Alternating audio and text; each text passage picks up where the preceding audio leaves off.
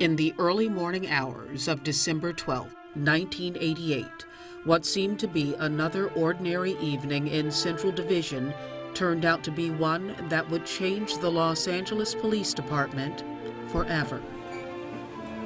28-year-old police officer Vincent Drake came to work that night with the same excitement that any new officer would have. It was his second day. He engaged in a conversation with 28-year-old police officer Derek Connor in the locker room as they prepared for morning watch roll call. Yeah, I worked with him before. Yeah, he's good. He's good tactically. He knows what he's doing. 25-year-old police officer David Hoffmeyer and 26-year-old police officer Manuel Gutierrez were also preparing to start their watch. In roll call, all eyes focused on the watch commander. As part of the daily routine, the rotator was read. Assignments were given. It was all so normal. As the morning went on, Officers Gutierrez and Connor were on patrol downtown. Officers Drake and Hoffmeyer were just about to return to Central Station. Then, at 3:55 in the morning, a broadcast from an undercover unit. Backup 15 wall, following code 37 vehicle on 88 Dodge, 4-door silver. 95 shows. Officers Gutierrez and Connor immediately responded, as did Officers Hoffmeyer and Drake. Officers Gutierrez and Connor were traveling eastbound on 5th Street, a one-way westbound street. Both vehicles entered the intersection of 5th and Wall.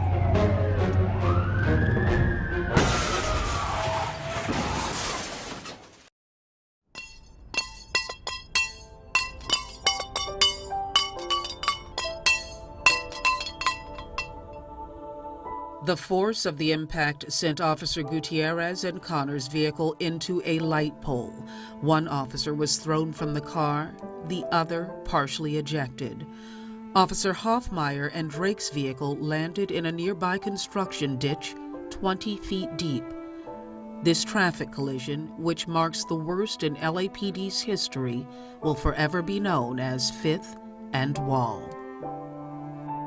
I remember seeing the sight, and it was a very gruesome sight, and it's something that stayed with me for a long time. Captain Michael Oreb was one of the first officers to arrive on scene. We saw what looked like a leg out of the debris field where the construction site was.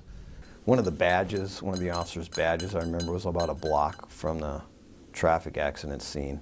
Sergeant Daniel Putz was one of the first officers to respond.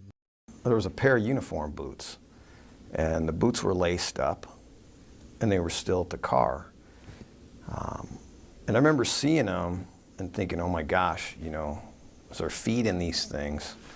But the impact from the crash had knocked Derek Connor right out of his uniform boots that were laced up. As people were rolling up, no one could believe it. This can't be real, this can't be happening, this can't be real.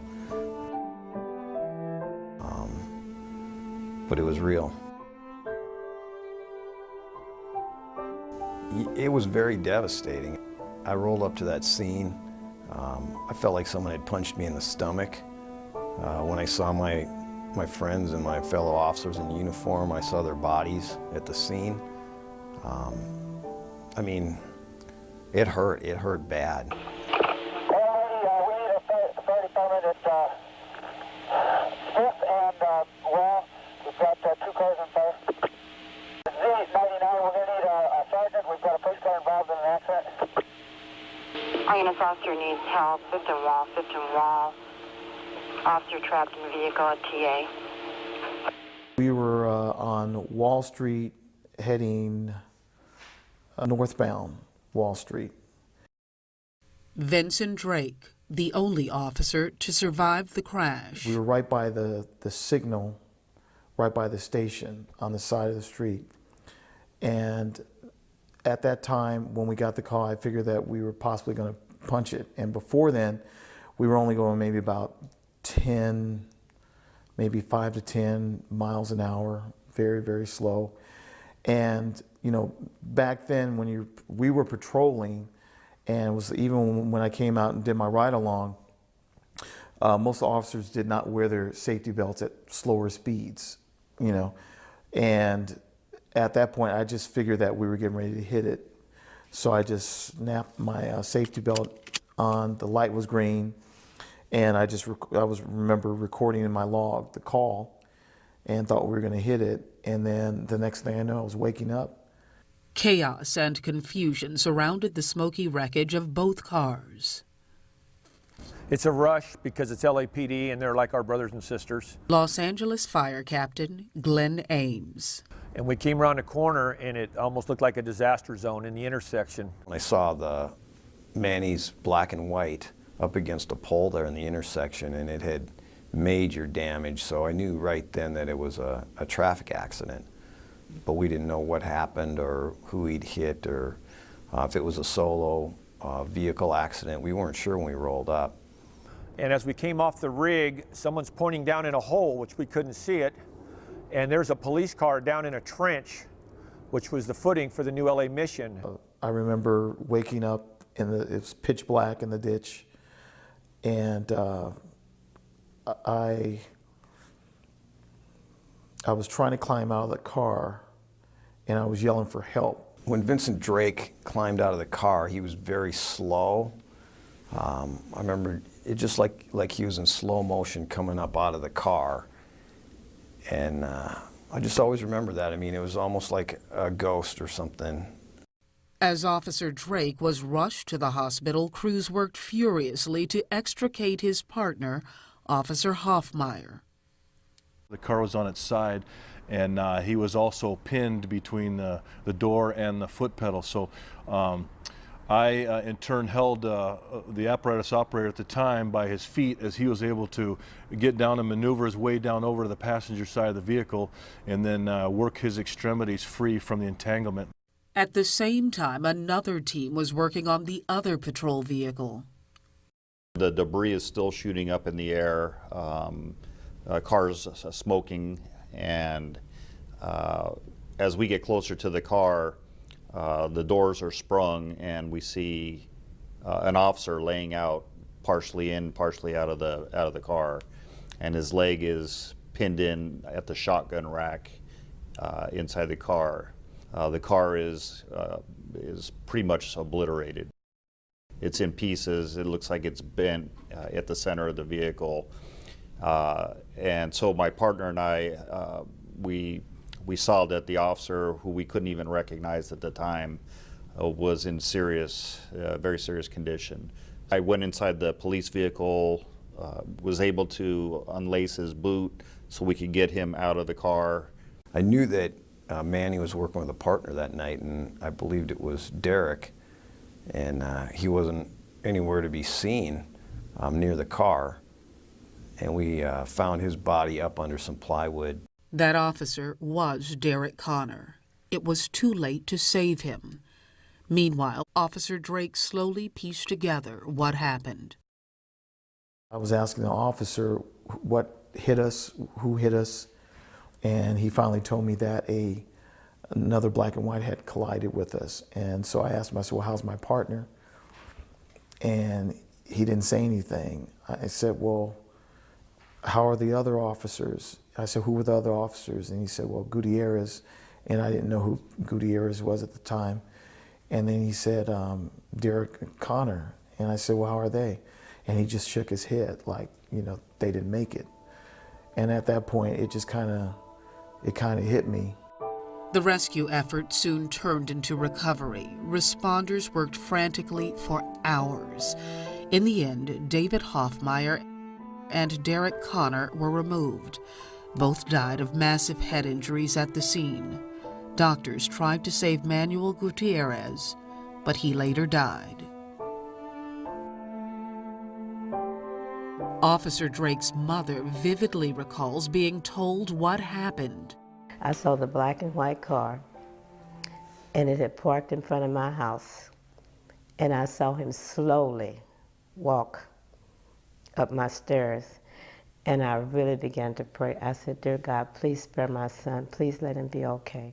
Investigators concluded Officer Drake survived because he was the only officer in the crash who was wearing a seatbelt. I went through a guilt thing. Well, why am I here and the other officers didn't make it? And especially with Derek, because I had a personal relationship, with him. So that was kind of difficult. Officer Hoffmeyer's father will never forget that day. I could tell on the look of their faces that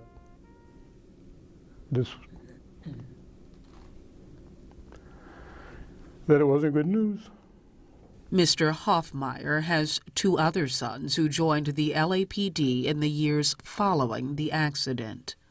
I remember I was in a study hall atmosphere, like in a classroom, and I had stepped out to go use the restroom, and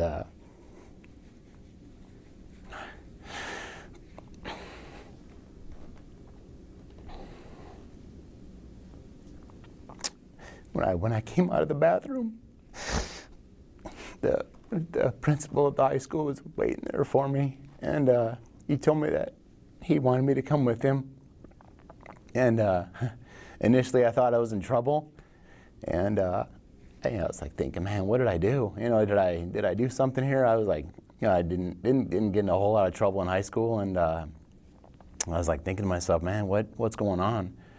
And so he brought me into the conference room at the high school, in the office there, and my dad was there. And I thought, man, this is really weird. What's going on? And as my dad told me that David had been killed in an accident out here in L.A., and that he had died along with two other officers.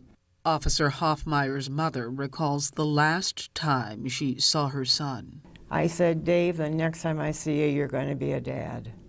And he was so excited for this baby. Bridget Perry was Officer Connor's fiancée. He never got to meet his son. 6 months after the accident, June 23rd, 1989, is when I gave birth to our son, and who I named Derek Connor Jr. That meant a lot to me, because knowing that I was going to have to raise a child who would never meet his father, that was important to me, to at least to give him his dad's name so that he would have some type of connection with his father. No, I have never met my father, but when I do need to talk or I need guidance, I always visit his burial site. In addition to me being 2.5 months pregnant with our child, Derek had a son, Darius Connor, who was almost 5 years old. He would have turned 5 in January. Normally my mom or my dad would pick me up from school. And that day, my uncle had picked me up early from school, took me back to my grandmother's house, and I seen everybody crying, and my mom pulled me to the side, explained to me at that age, I really didn't know what they were explaining to me. The accident at 5th and Wall left an indelible mark on the history of the LAPD. After that crash, then Police Chief Daryl Gates ordered all members of the LAPD to wear their seat belts, and for a time, many did. I remember seeing signs at the back of at the station, don't forget to, buckle up. You'd see them at the back of many of the city or department stations that are trying to enforce it. I remember during the funeral service, Chief Gates got up and said, this incident is going to save other officers' lives down the road. And I never realized that I would be one of those officers whose life was saved. Approximately 3 weeks later, as I was going to a call, a drunk driver ran a red light and T-boned my police car. It was a serious accident. They had to cut me out of the car with the jaws of life. The only reason I survived that accident was because I was wearing my seatbelt that night. But many officers still do not. The LAPD is trying to inspire officers to buckle up. I make sure that our officers at least understand why they're wearing it. And we talk about it in roll call. They do mention that it takes longer to get out of the car, and what happens if I get attacked when I'm sitting in the car? It's going to take me that much longer to get out. And we talk about it, we discuss it, and it comes down to you have to practice it. Once you practice it, it becomes second nature. You're able to get out of the car just as fast. I don't think it's that much of a tactical issue that a lot of guys make it out to be. I think, sometimes it's not very comfortable to wear, and you have all your equipment to get that seatbelt over, and it gets in the way sometimes. But I think a lot of it has to do just with peer pressure, and I'm invincible. I don't need a seatbelt. There is not one case that's been documented in the annals of contemporary policing where officers have been placed in peril because they couldn't get their seatbelt off in time. Not one. And so we have to dispel this notion that if you put your seatbelt on, you're placing your life in danger. It's the opposite. If you don't put your seatbelt on, you're placing your life and the future of your family in danger. Your actions in that car not only affect you, but it affects people around you and can also affect your family members.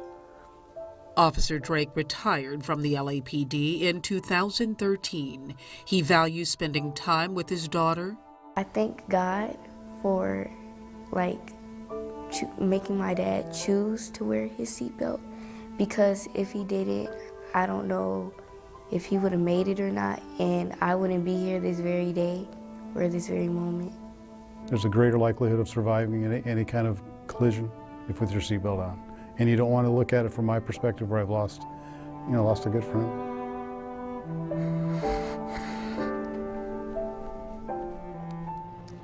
"25 years ago, at 5th and Wall, an important part of department history occurred. Officers Hoffmeyer, Connor, and Gutierrez died at this intersection. They died as heroes. They died responding to another officer's call for help. But they didn't have to die. If they'd have been wearing their seatbelts, they would have survived. Over 900 officers have been killed nationwide since that incident occurred 25 years ago. Let's honor their memories. Let's not live through this again. Wear your seatbelts. Make sure your partner wears his or her seatbelt. Don't let these officers have died in vain.